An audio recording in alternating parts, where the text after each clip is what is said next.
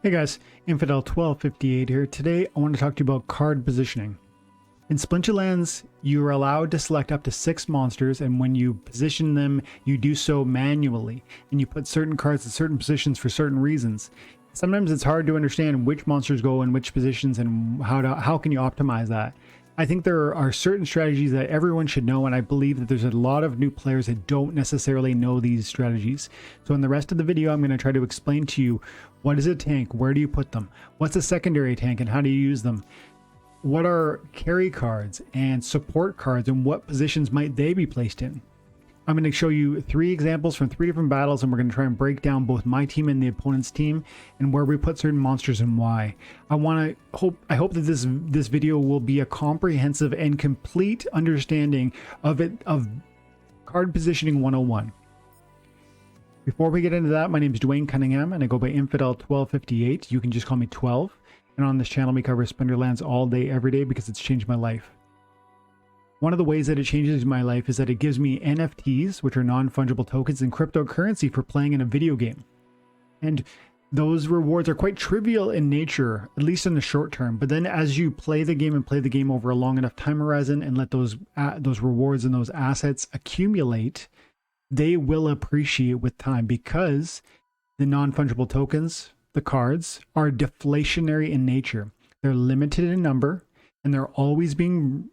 the supply is always shrinking because they're being merged, while the number of players is growing, which makes them deflationary. That's why they appreciate with time, and that's how trivial rewards in a game such as Splinterlands can really be meaningful over a long enough time horizon. That's why I think this game is exciting, and I hope you'll agree with me. So if you think so, stick around and stay tuned, and let's get into it. So, card positioning. I know for a fact that there's a ton of people who don't fully understand how to wrap their minds around the best card positioning for Splinterlands. And so we're going to go through 3 battles, and we're going to talk about what we see, and I'm going to try to explain everything from what is a tank to where should I put my support monsters, okay? Everything from a basic level of card positioning. Here's the first battle. Actually, not that one. Here's the first battle. I'm on the right here on the top, and Mario's on the bottom. Mario has a traditional team, melee focused, with a traditional classic tank in the first position. My first position is what I would call an off tank, and the reason I call it an off tank is because it absolutely serves the purpose of a tank, which is singularly to stay in the way while your main damage dealers get the job done. That's what a tank does. Nothing else. And there's lots of ways to do that. But your main tank has to stay in the way long enough to let your damage dealers do what they need to do. That's it. So you can put something like this with the shield bearer, which has melee damage, a bunch of armor and hit points, and even shield. All of that makes it a really traditional style main tank. But you don't need melee damage to be a tank. You don't even need armor or shield. Something like the gelatinous cube just comes equipped with a huge hit point pool, self-heal, and scavenge. All of that makes it really resilient, giving it a lot more extra heals and hit points that make it stay in the way longer. Other great abilities that are often associated with tanks include Void, Void Armor, Phase. Sometimes you might say Tank Heal. Usually that's on a secondary position tank, but we can talk about that later. There's several different abilities. All of them are going to be geared at something that creates longevity and resiliency in your main tank. Those are the abilities you're looking for in a good main tank. And yes, gelatinous cube is absolutely a good, I would call it an off tank, but it's a good tank for the first or second position. Who's my main damage dealer on this team? It's going to be the archery monsters in the 2nd, 3rd, 4th, 5th, and 6th position. Who is his main damage dealers? It's these 4 right back here, these sneak attackers. Unfortunately for him, the rule set of this battle excluded sneak attack because it had fog of war, and so I'm going to wipe the floor with them. But the point is, we both picked tanks that were going to be a long distraction. See how many hit points how much damage I have to dump into that shield bearer before he goes down? That was 2 full turns of everything I had slamming into him. If he was allowed, if Fog of War was not part of the rule set, his sneak attack monsters would have obliterated my back line because they hit, 3, 6, 13, 19 hit points of damage when it slammed into my hero from beyond in the first turn alone. And even though he's got shield and even though he's got a good hit point pool, he would have went down, and I don't know that I would have won this match. But as it stands, rule set didn't work out for him, and we're going to win. We're going to win easily. I wanted to focus on this one battle, specifically around the variety of tanks you can look at. I'm going to skip it now, but the Shield Bearer is kind of a more classic tank. The Gelatinous Cube is kind of an off tank. Even the Hero of Beyond, which we saw there in my back line, is another form of a tank, and you can put it in the first position. But maybe that's where I'll wrap actually on tanks.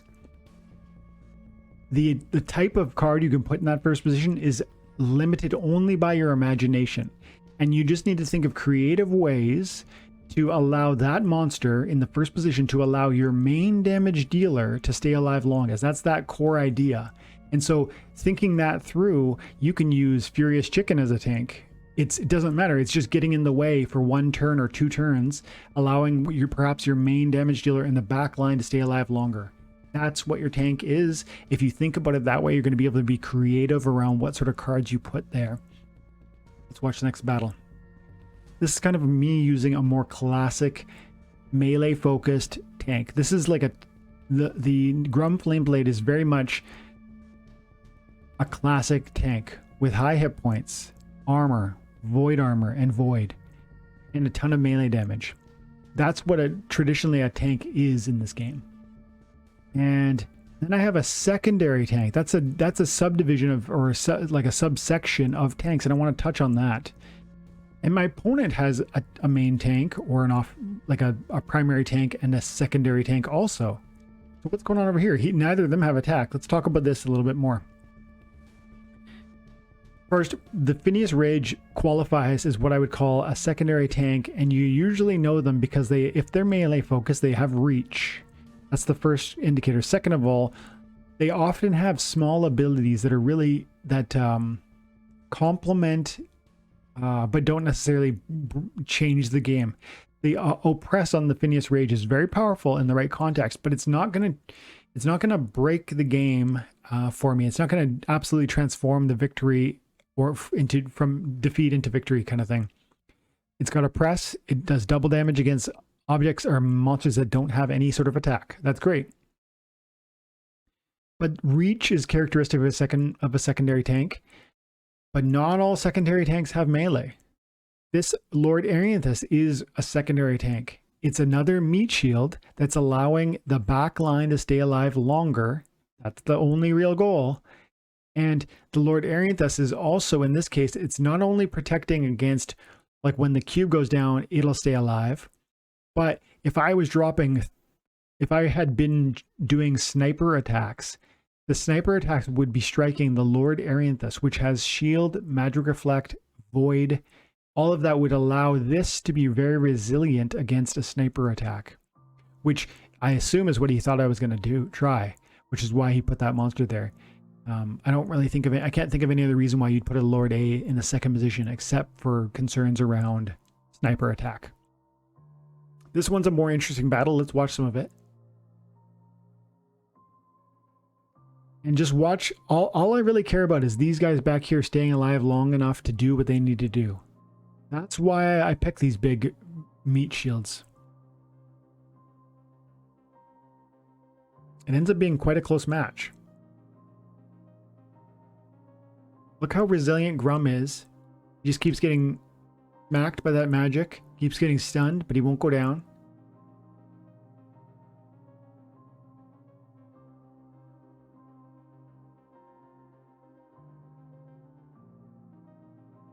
The Dr. Blight in the background here is actually a really great example of a support monster.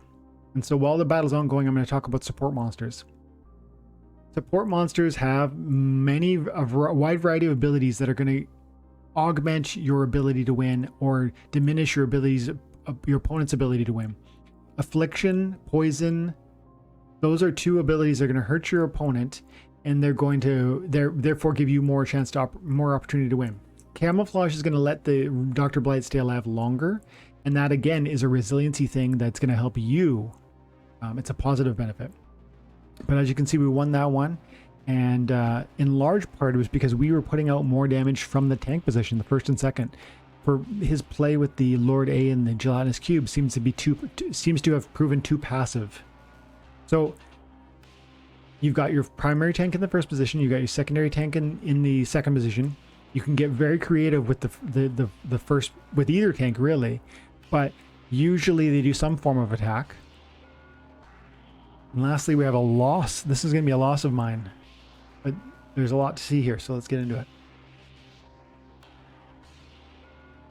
Like I said, support in the back. You're usually putting your most powerful support monsters toward the rear. If not the 6th position, maybe the 5th, maybe the 4th.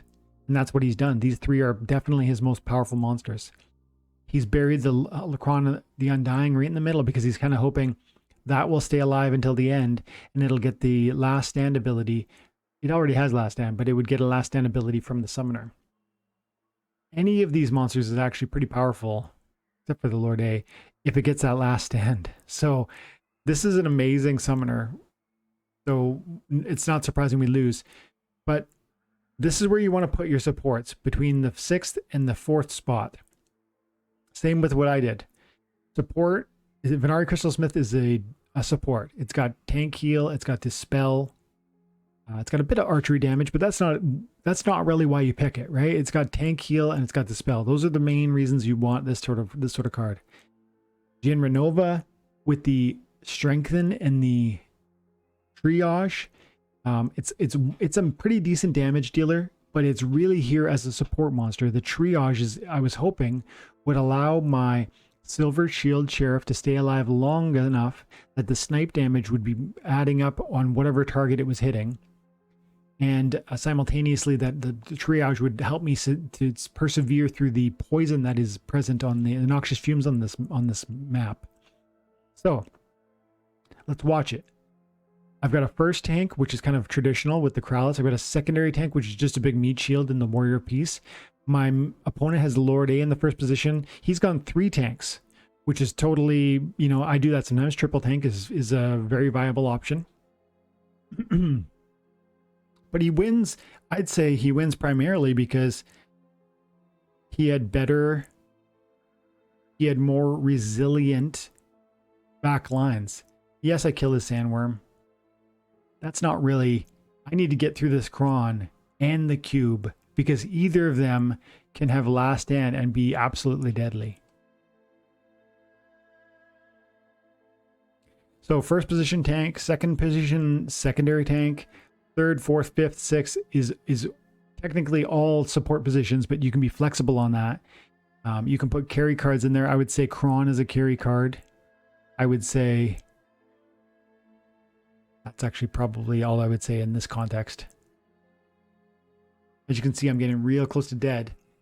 And as we die, scavenger units are going to pull in those extra hit points. And they're going to stay alive longer because of it.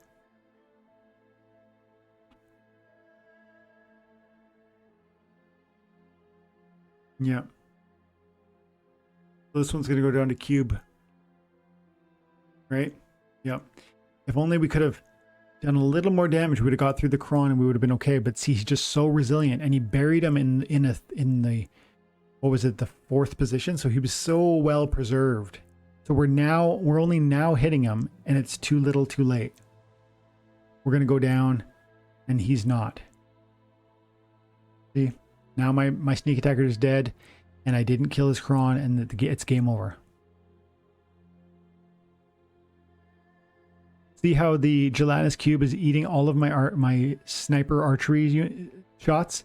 So even though I was doing a good amount of sniper damage with that Silver Shield Sheriff, the secondary tank, which has no attack whatsoever, was attracting those sniper shots and again allowing the Undying Kron to stay alive longer. That's what his whole mission was. That's what the whole build was. He had a self-healing Pellicor Mercenary. He had a self-healing Gelatinous Cube. He had several meat shields in the back line. that had, including a Dr. Blight, which uses Scavenge to stay alive longer. He had so much resiliency written into his deck, including the Cleanse on his summoner, as well as the Last Stand from the summoner, that it was a tough team to beat. But he knew who his main damage dealers were. He knew he had to keep alive, which was largely the Kron, and he positioned his units accordingly. He had monsters in the back end that were, in some sense, sacrificial. He had monsters in the front end that were, in some sense, sacrificial, and he had buried right dead in the middle, probably the most powerful of all of them, which is Kron the Undying. That's why we call it a carry card, because by itself it can win you a match. And let's try and do one more video right here of a carry card. Yeah, right here. This is another loss of mine, and I want you to notice what my opponent did. Look at this construction. Look at my construction and look at his construction. He's got a traditional tank. I've got little Furious Chicken, which is just getting in the way. And I've got a Soul Fiend, which is just getting in the way. Then I have a third tank, which is kind of an actual tank with 7 hit points. Then I have, in the 4th position, the Hero Beyond, which is this is my carry card, or my attempt at creating a carry card. And he's buried 4 deep. And these guys back here, they're going to die probably because they're so, small. Their hit points are so small that I'm hoping everyone will die around me while the Hero of Beyond comes to life as a last stand and just starts to obliterate whatever's there. But my opponent has done none of this. All of these are just throwaways. And he's got his Uriel the Purifier in the 1st position, which is a carry card. It happens to be a tank. Not all carry cards are tanks. Sometimes cards like Genoshanus, which is a magic monster, can be called a carry card. I consider it a carry card. I would call the Hero of Beyond a carry card, but it doesn't work this time, and let's watch. So we talked about tanks. Where do we put them? We talked about what the tanks should do. We talked about support monsters, where we put them and what they should do. Now we're talking about carry cards and where they can be positioned and what makes a carry card. A carry card is one that's going to win by itself. And clearly, the resiliency of the Uriel Purifier makes it both a tank and a carry card, which is why I value it so high. This is not my card, but I do have a max copy, and I do absolutely consider it a carry card. But I mean, just look at this. He's got flight too, by the way, so he's resilient in this mode with the Earthquake. That's that. He only really picked one monster. Everything else was white noise. It was just distractions, low cost throw-ins to just take up space. And so those are the 3 types of cards that I generally, how I categorize: tank, carry, support. And like I pointed out with tank, they get very diverse. Everything from a Furious Chicken to a Gelatinous Cube to a Grum or a Uriel. There's all kinds of things in between that you can get creative. A tank is really just that card you put in the 1st or 2nd position that has that is intended to allow the cards behind it to stay alive longer. No, not behind it. I'm going to say the card the big meat shield that's intended to allow your damage dealer to stay alive longest.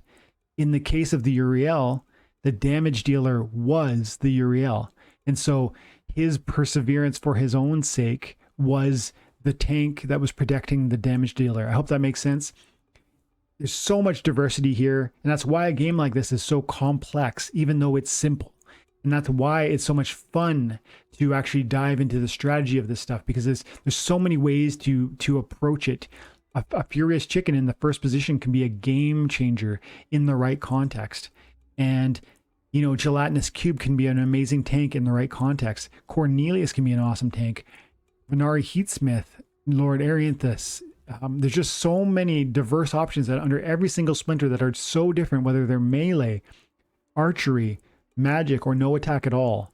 And then carry cards are the same thing. They can be any of the above. And lastly, support monsters, which usually offer nerfs to your enemy or benefits to your team. They're kind of the least impactful. They're absolutely impactful, and you need them. But you can't get away without having tanks and carry cards. You can sometimes get away without having support monsters. That's how I view this. And this has been my Splinterlands kind of card positioning 101. I hope that's helpful. If it was, drop a comment.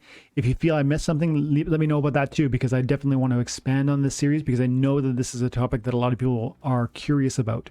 Thank you guys for your time and attention. Have an amazing day. And if you stick around to the end, like and subscribe. And if you'd like to unlock more access to me or content like this, consider becoming a member of the channel. Supporting me at silver or higher will enable you to have intern status within my guild.